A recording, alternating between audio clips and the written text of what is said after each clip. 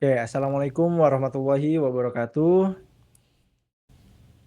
Perkenalkan, saya Ranggadia Surya Abdi dengan NIM 415210100046. Saya Muhammad Nova Prayoga dengan NIM 4152 10144. Dan pada kesempatan kali ini kami akan membahas proyek akhir kami pada mata kuliah Proyek Data Science yang berjudul Sentimen Analisis tentang Perkembangan IKN menggunakan Algoritma BLSTM. Oke, lanjut.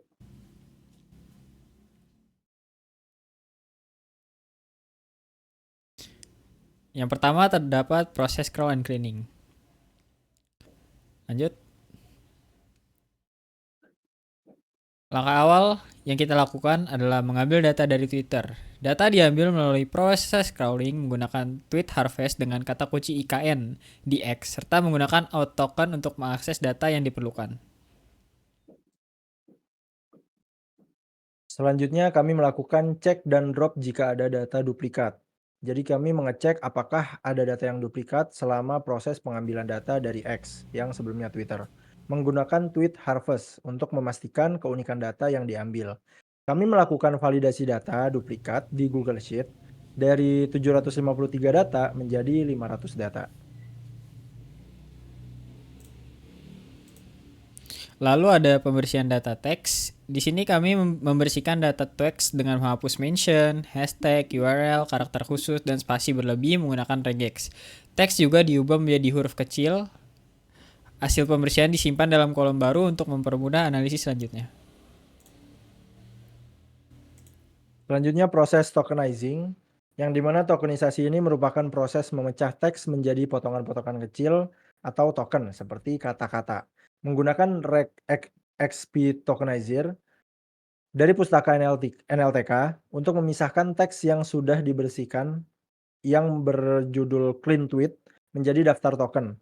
Kolom full text berisi tweet asli, clean tweet berisi tweet setelah dibersihkan dari elemen tidak diperlukan, dan token berisi hasil tokenisasi sebagai daftar kata.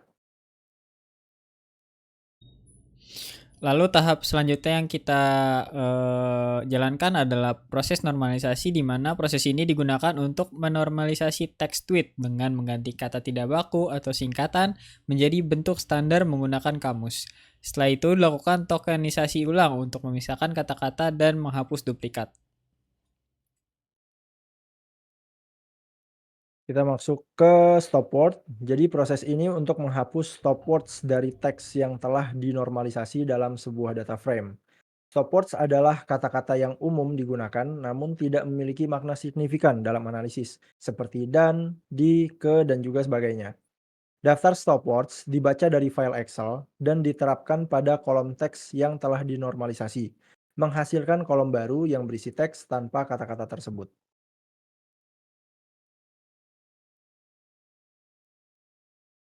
Lanjut ke algoritma BLSTM. BLSTM atau Bidirectional Long Short Term Memory adalah pengembangan dari model STM yang dirancang untuk memproses data urutan secara lebih efektif. LSTM sendiri merupakan jenis Recurrent Neural Network atau RNN yang mampu mengatasi masalah vanishing gradient pada pengolahan data sekuensial dengan menggunakan struktur khusus berupa gates untuk mengatur aliran informasi. BLSTM meningkatkan kemampuan ini dengan memproses data dalam dua arah, yaitu maju, forward, dan mundur, backward.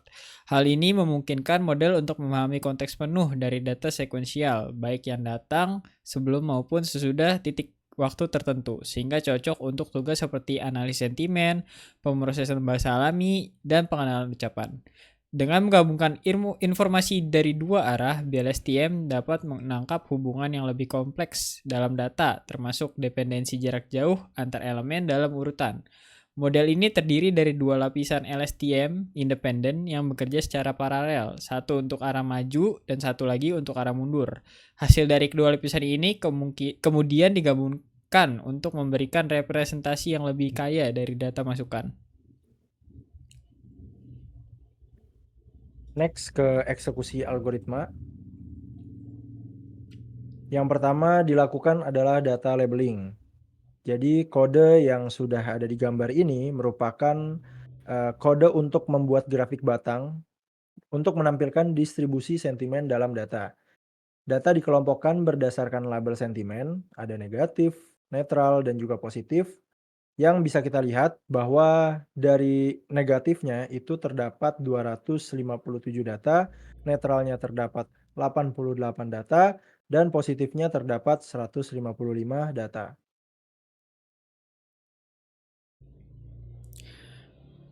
Oke, kita langsung, Lalu eee, ini data labeling lanjutan. Jadi, kalau tadi diagram batang, di sini kami buat lagi, diagram pie chart.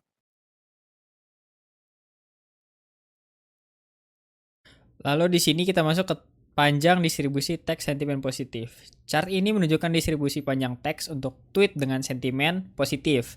Tabel di sebelah kiri memberikan statistik deskriptif seperti count, jumlah total tweet, ada 155 tweet, min, panjang rata-rata teks adalah 17,03 kata, min and max, panjang teks terpendek adalah 4 kata, sedangkan yang terpanjang adalah 60 kata. Percentiles, sebagian besar tweet memiliki panjang antara 12 hingga 19 kata.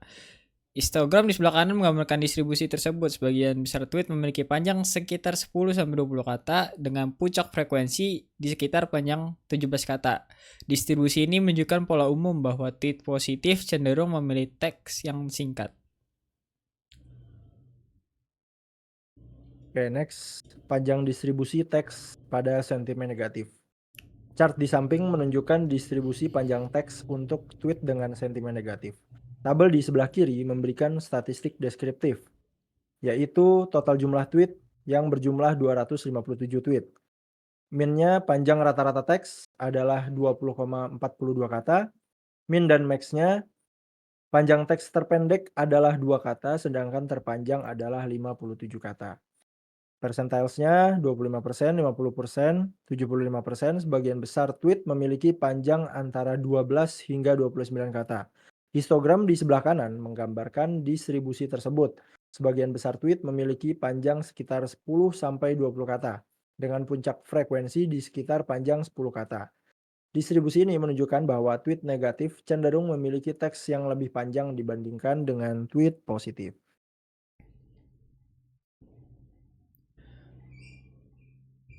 Lalu ada beberapa word clouds di sini. Yang pertama adalah positive sentiment word, yaitu ada kota, negara, pembangunan ibu, dan negara yang kota dan lain-lain. Lalu negatif sentimennya juga sama, paling banyak itu kota, negara, ibu, dan kota. Dan netralnya juga sama, ibu, kota, kota, negara, dan yang di ibu.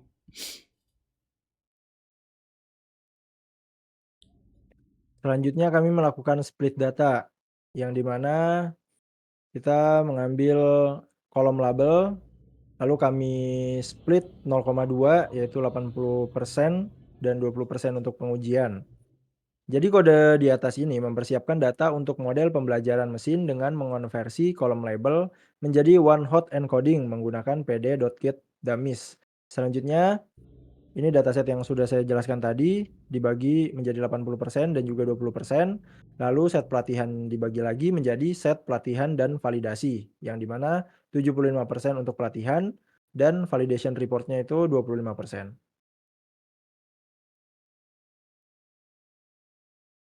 Lalu masuk ke dalam implementasi BLSTM. Kode ini membangun model analisis sentimen menggunakan bidirectional LSTM untuk menganalisis sentimen terkait ibu kota IKN.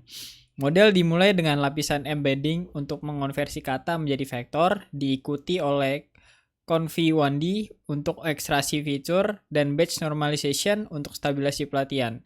Setelah itu, max pooling 1D mengurangi dimensi data dan bidirectional LSTM menangkap konteks dari kedua arah. Lapisan out mencegah overfitting, dan lapisan dense dengan aktivasi softmax menghasilkan probabilitas untuk 3 kelas sentimen. Model dikompilasi dengan optimizer SGD dan fungsi kerugian sparse categorical cross entropy siap untuk dilatih pada data sentimen IKN.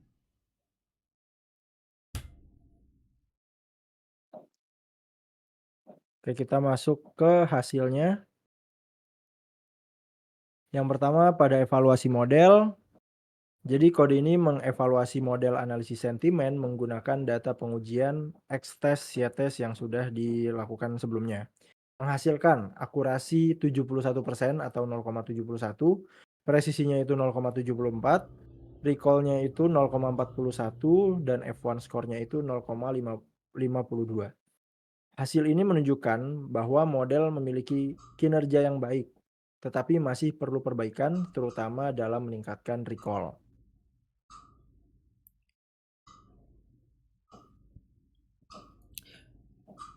Visualisasi ini menampilkan dua grafik, akurasi dan loss model selama pelatihan. Grafik akurasi di sebelah kiri menunjukkan bahwa akurasi data pelatihan, garis biru, meningkat secara konsisten, sementara akurasi data validasi, garis orange, fluktuatif dan tidak meningkat signifikan, yang mengindikasi potensi overfitting.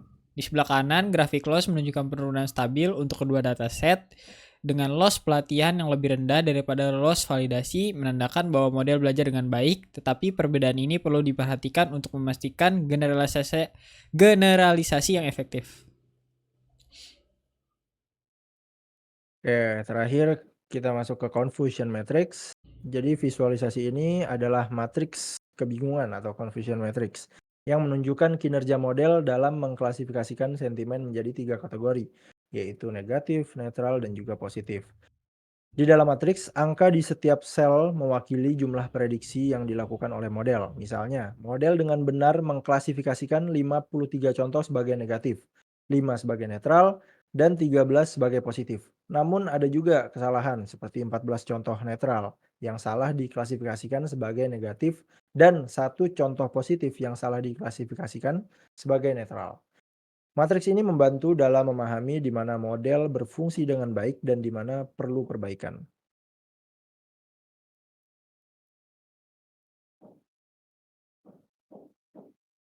Ya, Oke, jadi sekian untuk presentasi kami kali ini. Kurang lebihnya mohon maaf jika ada salah-salah kata. Kurang lebihnya mohon maaf. Wabillahi taufiq wal hidayah. Wassalamualaikum warahmatullahi wabarakatuh. Waalaikumsalam warahmatullahi